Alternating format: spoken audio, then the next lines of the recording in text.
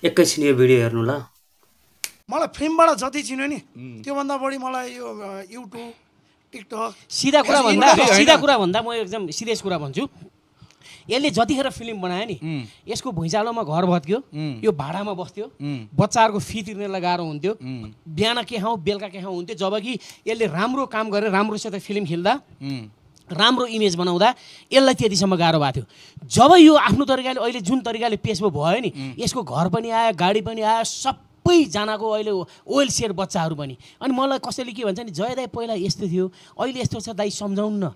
अब मैले सम्झाएर त्यसलाई पहिला जस्तो भयो भने फेरि यसलाई बिहान बेलुका खाना धौधौ होला, भएको घर नि बिग्ला, भएको गाडी बिग्ला, बच्चाको ऊ होला। आज सबै ओइल छ भने यति बाँच्नलाई जसले जे रुचायो त्यही गर्नुपर्छ भन्ने।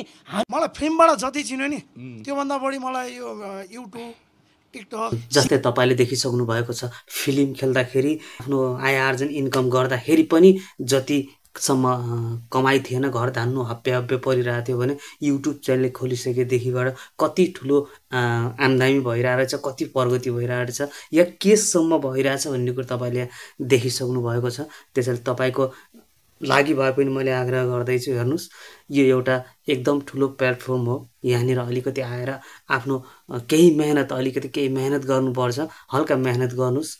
आउँदैन केही भन्यो भने तपाईँ जे पनि गर्न सक्नुहुन्छ। यहाँ जस्तो सुकै ब्लगहरू, जस्तो सुकै काट्नुहरू अहिले मैले नयाँ नयाँ ट्रिक ल्याएर पनि सिकाइदिइरहेको छु, जसले आफूले कहानी बनाएर अहिले यस्तो किसिमको अर्को यस्तो भिडियोहरू पनि छ आफैले एआईले जेनेरेट गरिदिन्छ।